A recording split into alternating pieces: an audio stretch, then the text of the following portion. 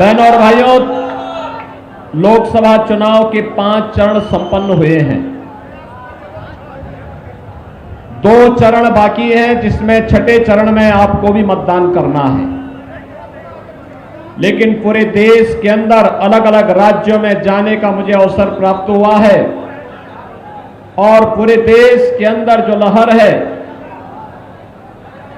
जो नारे गूंज रहे हैं, जनता जनार्दन के मन में जो भाव है, जो उनकी भावनाएं हैं, उसको देख के मैं कह सकता हूं कि 4 जून के परिणाम के बारे में किसी को भी रति भर भी संदेह नहीं है,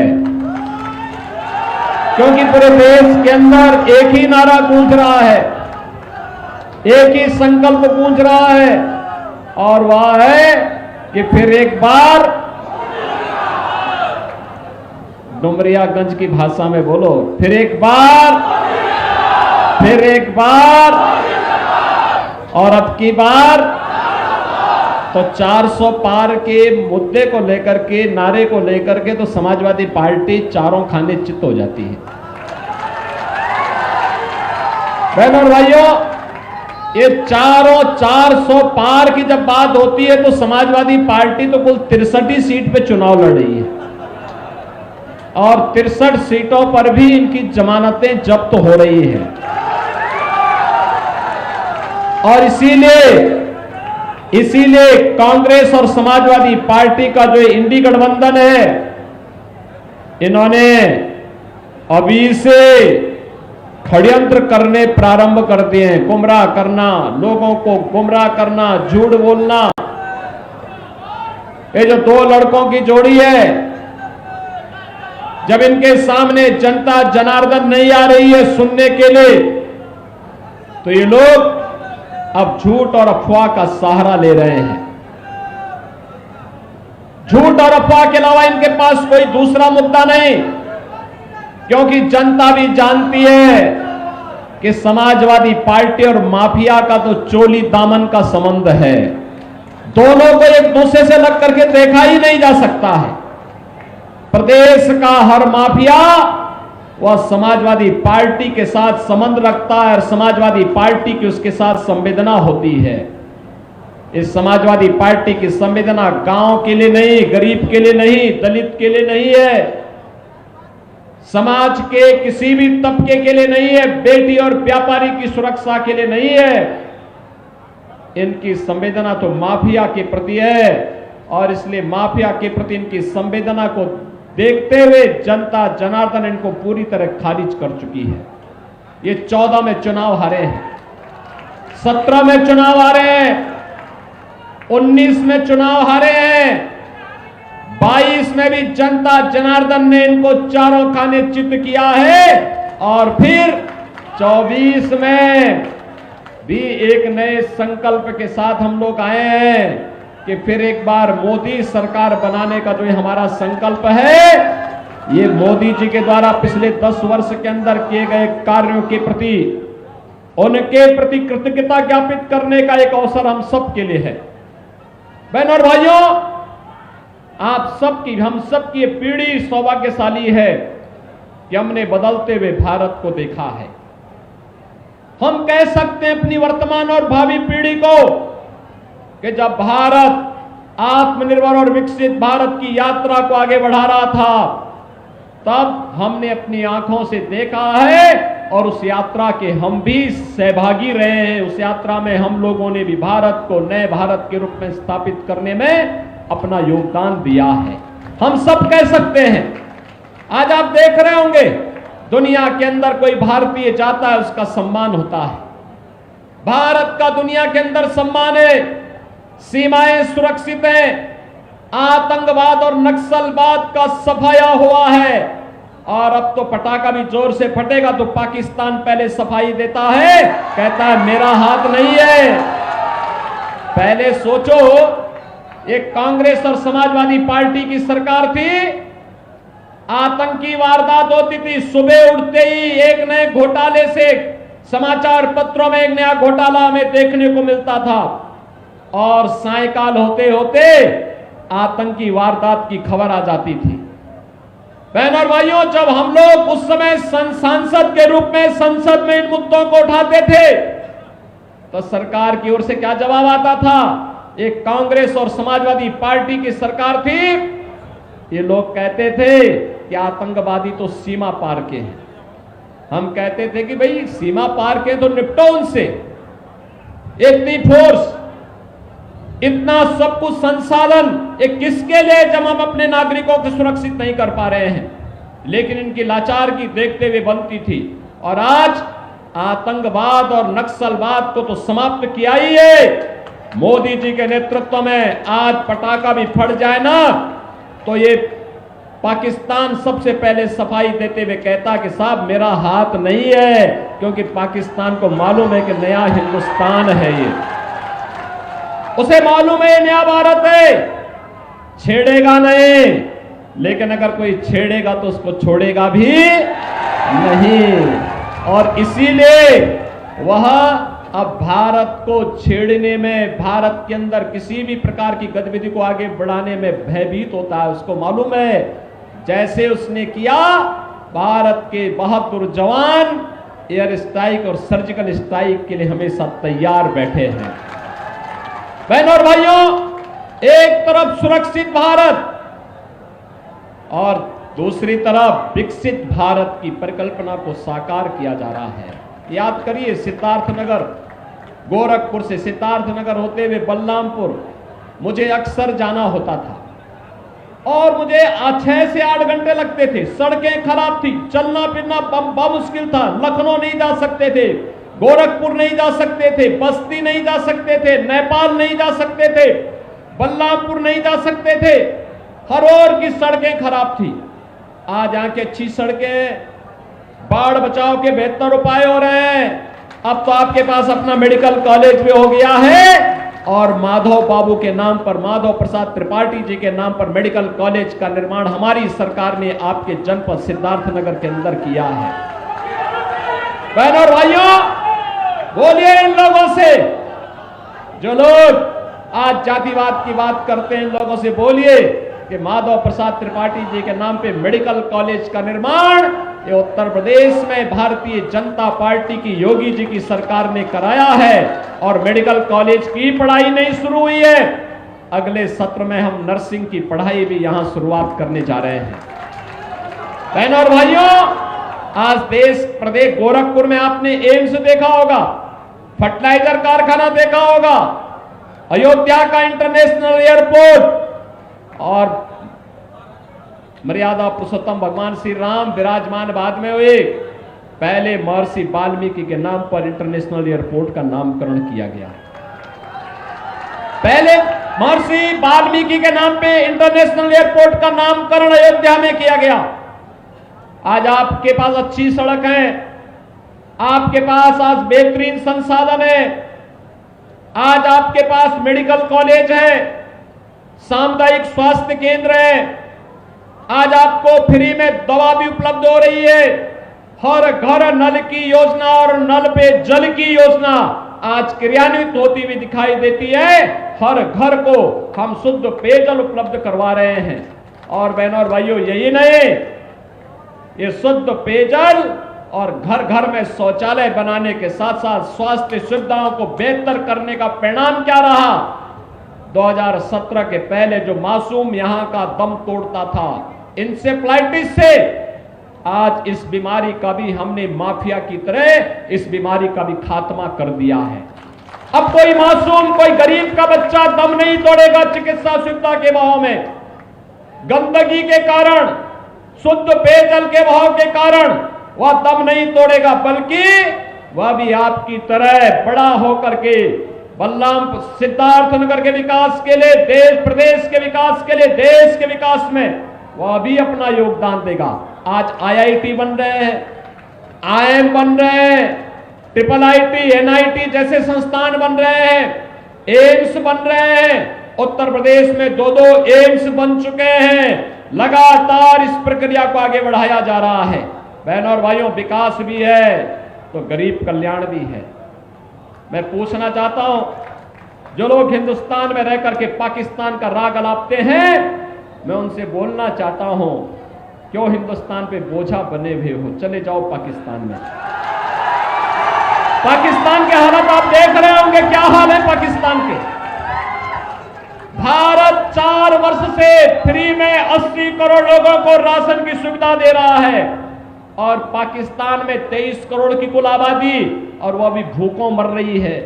गली के जीवों की तरह, जैसे एक रोटी का टुकड़ा कोई गली में फेंक दे और गली में कुछ जीव आपस में लड़ते गली के अंदर उस रोटी के टुकड़े के लिए, ऐसे पाकिस्तान के अंदर 1 किलो गेहूं के लिए, 1 किलो आटा के लिए छीना झपटी हो रही है, आगजनी हो रही है, तोड़फोड़ हो रही है, व्यापक वातावरण वहां का खराब हो रखा है। आज ये स्थिति आपके पाकिस्तान की है, और इसी में ये समाजवादी पार्टी और कांग्रेस के लोग कहते हैं कि पाकिस्तान के खिलाफ मत बोलो, उसके पास एटम बम है। मैंने कहा एटम बम हमारे पास भी है, हम भी जानते हैं, हम भी जानते हैं। पाकिस्तान तो कुछ दुस्साहस किया नहीं कि उसका अस्तित्व ही समाप्त तो हो जाएगा अगर उसने भारत के खिलाफ कोई दुस्साहस किया तो। और इसलिए बहनों और भाइयों, आज मैं आपसे कहने के लिए आया हूं यही, आज जो सुरक्षा का बेहतर माहौल है, आज जो विकास की प्रक्रिया के साथ जोड़ा गया है, 60 करोड़ लोगों को देश के अंदर 5 लाख रुपए प्रतिवर्ष स्वास्थ्य बीमा का, आयुष्मान का कार्ड की सुविधा दी है। पहले कांग्रेस के समय में तत्कालीन प्रधानमंत्री कहा करते थे कि 100 पैसा बेचते हैं, नीचे केवल 15 पैसा पहुंचता है। आज ये स्थिति नहीं है। आज तो आपके पास जनधन अकाउंट खुल चुके हैं, पैसा लखनऊ या दिल्ली से आता है, सीधे आपके अकाउंट में आता है। किसी को वृद्धा पेंशन, किसी को निराश्रित महिला पेंशन, किसी को दिव्यांगजन पेंशन, किसी को सरकार का कंपनसेशन, किसी को आपदा का राहत का पैसा, किसी को आगजनी का पैसा, किसी को बाढ़ राहत का पैसा, सीधे आपके अकाउंट में पैसा आता है। आपको किसी इधर उधर भटकने की आवश्यकता है ही नहीं। एक क्लिक हम लोग लखनऊ में करते हैं, अगले क्षण पैसा आपके अकाउंट में आ जाता है। आपको इधर उधर तक चक्कर लगाने की आवश्यकता नहीं पड़ती है। अब सोचिए, 12 करोड़ किसान सम्मान निधि का लाभ देश के अंदर प्राप्त कर रहे हैं। पहले किसान आत्महत्या करता था, नौजवान पलायन करता था, आज 12 करोड़ घरों में शौचालयों का निर्माण हो गया है। 10 करोड़ घरों में उज्ज्वला योजना का कनेक्शन पहुंच गया है। और हमने यूपी में तो व्यवस्था की है कि होली और दीपावली के अवसर पर एक एक भरा हुआ फ्री सिलेंडर उन सभी परिवारों को उपलब्ध करवाने का काम कर रहे हैं, और लगातार ये जारी है। बहनों और भाइयों, एक और ये गरीब कल्याणकारी योजनाएं, वहीं हर गरीब के सिर ढकने के लिए एक एक आवास, 4 करोड़ आवास देश के अंदर मिले हैं। इसमें 56 लाख आवास तो अकेले यूपी के अंदर हमने उत्तर प्रदेश के वासियों को दिए हैं। और मोदी जी ने घोषणा की है, चुनाव परिणाम आने दीजिए, फिर एक बार मोदी सरकार जब बनेगी तो बनते ही 70 वर्ष से ऊपर के हरेक व्यक्ति को, 70 वर्ष से ऊपर के हरेक व्यक्ति को प्रतिवर्ष 5 लाख रुपए की स्वास्थ्य बीमा की सुविधा उपलब्ध करवाएंगे। 5 लाख का उपचार वह कहीं भी देश के अंदर जाके करा सकता है। और यही नहीं, जो बचे हुए गरीब हैं उनके भी अगले 5 वर्ष के अंदर आवास बनाने का काम कोई करेगा तो ये कह दिया है भारतीय जनता पार्टी की मोदी सरकार कराएगी। बहनों और भाइयों, आज आपके पास बाढ़ बचाव के भी बेहतर उपाय हो चुके हैं। विकास भी है, सम्मान भी है, सुरक्षा भी है, गरीब कल्याण भी है। इन सबको आगे बढ़ाने के साथ साथ आज के दिन पर आप में से कितने लोग अयोध्या दर्शन करने के लिए गए हैं? वाह भाई, पूरा सिद्धार्थ नगर ही दर्शन करके आ गया। इधर अयोध्या अब अच्छी लग रही है ना? लग रही है ना? देखो, हमें अवसर मिला तो अयोध्या में रामलला को विराजमान कर दिया। और इस समाजवादी पार्टी के लोग राम भक्तों पर गोली चलाते थे। समाजवादी पार्टी के महासचिव का बयान आपने पढ़ा होगा, क्या कहते हैं? कहते हैं राम मंदिर बेकार बना है। अरे बेकार तुम अपने आप को नहीं कहते हो, राम तो जगत नियंता हैं, परमपिता परमेश्वर हैं, वह तो सृष्टि के रचयिता है और राम के बगैर हमारा कोई काम नहीं, और जो राम का नहीं वो हमारे किसी। हमें स्पष्ट बोलना चाहिए, जो जनता की आवाज है देश के अंदर, कि जो राम को लाए हैं, जो राम को लाए हैं, हमको यही बोलना है और इसी मुद्दे को लेकर के आगे बढ़ना है। ये राम भक्तों पर गोली चलाते थे। याद करिए, जब ये सपा और कांग्रेस का गठबंधन होता है, कोई अनर्थ जरूर होता है। जब केंद्र में कांग्रेस की सरकार थी, प्रदेश में समाजवादी पार्टी की सरकार थी, तब अयोध्या में राम जन्मभूमि पर आतंकी हमला हुआ था, काशी में संकट मोचन मंदिर पर आतंकी हमला हुआ था, तब अयोध्या, लखनऊ और वाराणसी की कचहरियों पर हमला हुआ था। और अखिलेश यादव जब मुख्यमंत्री बने थे, इन्होंने सबसे पहला काम क्या किया था मालूम है? आतंकवादियों पर दायर मुकदमों को वापस लेने का शर्मनाक काम किया था। और तब न्यायालय ने इनको कहा था कि आतंकवादी छूटेंगे नहीं। शर्म आनी चाहिए सरकार में बैठे हुए लोगों को कि आज आतंकवादियों के मुकदमों को वापस ले रहे हो, कल इनकी पद्म पुरस्कार के लिए सिफारिश करोगे। बहनों और भाइयों, ये लोग आतंकवादियों के आका है, ये माफियाओं के सरपरस्त हैं और इसीलिए हर अपराधी और माफिया 2017 के पहले जनता का खून चूसता था, गरीबों की जमीनों पर कब्जा करता था, फिरौती वसूली करता था, बेटी की सुरक्षा के लिए खतरे बने हुए थे। और आज जब इन सभी माफियाज को हम लोगों ने उल्टा टांगने का काम किया है, कुछ लोगों की राम नाम सत्य की यात्रा निकल गई है, तो अब समाजवादी पार्टी को पीड़ा होने लगती है, उनको पीड़ा होती है। ये क्या हो रहा है? ये किसी गरीब के साथ इनकी संवेदना नहीं है, किसी दलित के साथ इनकी संवेदना नहीं है, इनकी संवेदना माफिया के प्रति है। अभी आपने देखा होगा, एक दुर्दांत माफिया मरा था, उस माफिया के यहां मातम मनाने के लिए समाजवादी पार्टी के लोग पहुंचे हुए थे, देखा होगा ना आपने।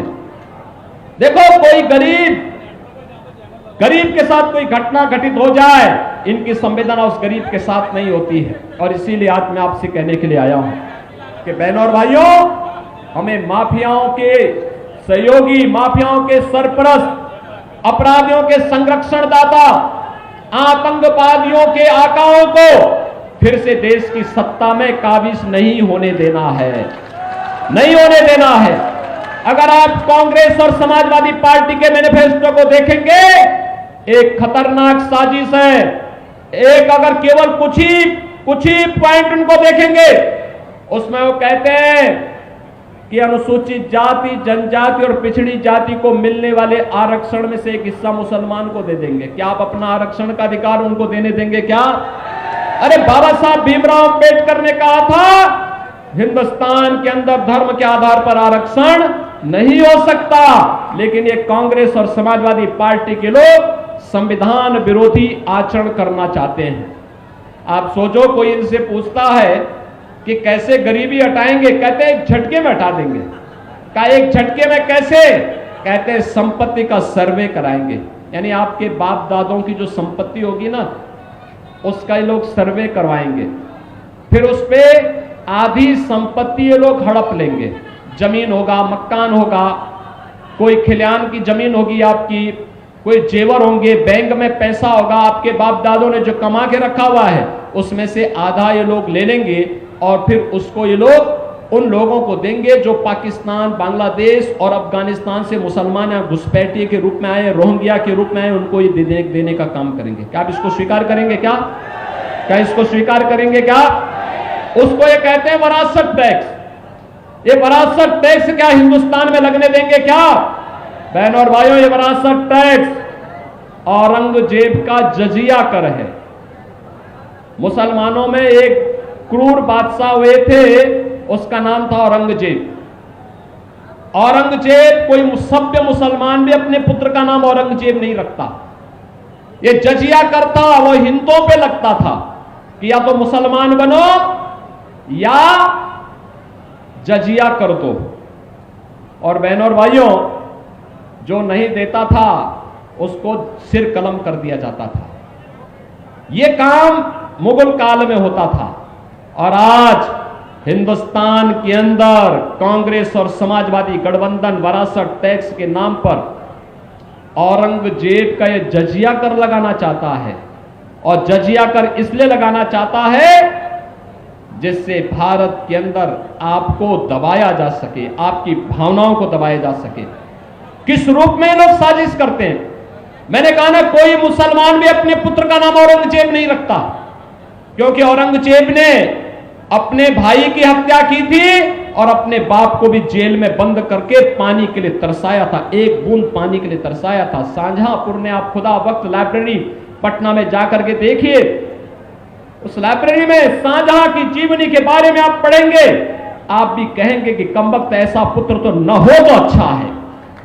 शाहजहां कहता है इस बारे में, उसने कहा था इस बारे में, उसने कहा था कि इससे अच्छे तो ये हिंदू हैं, जीते जी अपने बुजुर्गों का सम्मान करते हैं और मरने के बाद श्राद्ध और पितरों का तर्पण करके भी उनको जल देने का काम करते हैं। एक कमबख्त औरंगजेब है, इसने मुझे एक एक बूंद पानी के लिए तरसाया है।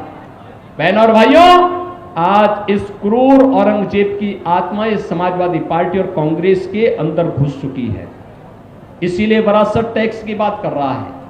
क्या आप ये विरासत टैक्स देंगे? क्या हिंदुस्तान देगा? क्या इसको स्वीकार करेगा? क्या? और इसीलिए हम लोग आए हैं। मोदी जी ने कहा है आत्मनिर्भर और विकसित भारत। विकसित आत्मनिर्भर भारत का मतलब हर नौजवान के हाथ को काम, हर किसान की खुशहाली, हर बहन और बेटी की सुरक्षा की पुख्ता व्यवस्था, इस सब के लिए लगातार कार्य करना है। और इसीलिए हम लोग आए हैं। भारतीय जनता पार्टी आज कमल चुनाव चिन्ह के साथ आपके पास आई है। बहनों और भाइयों, जिन माफियाओं को गोरखपुर की जनता ने लात मार करके बाहर किया है, संत कबीर नगर की जनता ने जिन्हें वहां से ठुकरा के भेजा है, सिद्धार्थ नगर, यह तो महात्मा बुद्ध की धरती है, शांति और सौहार्द की धरती है। यहां पे माफिया को फिर से मत पनपने दीजिए। ये माफिया पनपेंगे तो गरीबों की संपत्ति पर कब्जा करेंगे। याद करिए, इसी डुमरियागंज में और इसी कपिलवस्तु में मुझे आंदोलन करने के लिए आना होता था, आंदोलन करते थे हम लोग और तब आपको न्याय मिल पाता था। ऐसी नौबत मत आने देना। ये माफिया किसी के नहीं है, ये तो केवल और केवल स्वार्थ के हैं। किसी भी गरीब की, किसी भी व्यापारी की, किसी की भी संपत्ति कब्जा करके और जबरन बंदूक की नोक पर उसे लिखवाने का काम करेंगे। यद्यपि हम इन माफियाओं को उल्टा टांग करके मिर्च का झोंका लगा करके इनको जीना आराम कर देंगे। लेकिन मैं फिर भी चेतावनी आपको देना चाहता हूं कि माफिया आएंगे फिर गुंडागर्दी करने का प्रयास करेंगे, बेटी और व्यापारी की सुरक्षा के लिए खतरा बनेंगे, यहां पे रंगदारी वसूली करने का प्रयास करेंगे। रंगदारी वसूली मत करने देना। और इसीलिए अच्छा है, चुनाव आपका है, देश आपका है, भविष्य भी आपका है और वोट भी आपका है और फैसला भी आपका है। और यह फैसला फिर एक बार मोदी सरकार के लिए होना चाहिए। आप सहमत हैं? जगदंबिका पाल जी चुनाव जीत के जाएंगे? जाएंगे? बहनों और भाइयों, देखिए, इस उम्र में भी जिस जुझारूपन के साथ ये कार्य करते हैं, मैंने देखा है संसद में जाते हैं 10 बजे से 11 बजे से संसद सत्र में भाग लेते हैं, 4 बजे चल करके फिर सिद्धार्थनगर की जनता की सेवा के लिए लग जाते हैं।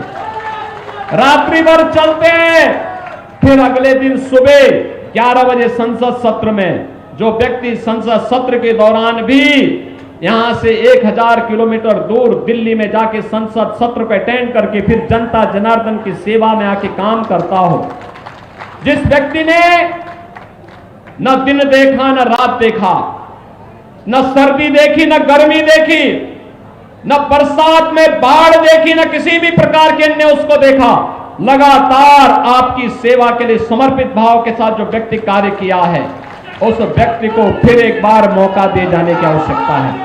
और इसीलिए पाल जी को फिर से सांसद बना के भेजने की आवश्यकता, भेजेंगे। सभी लोग सहमत हैं?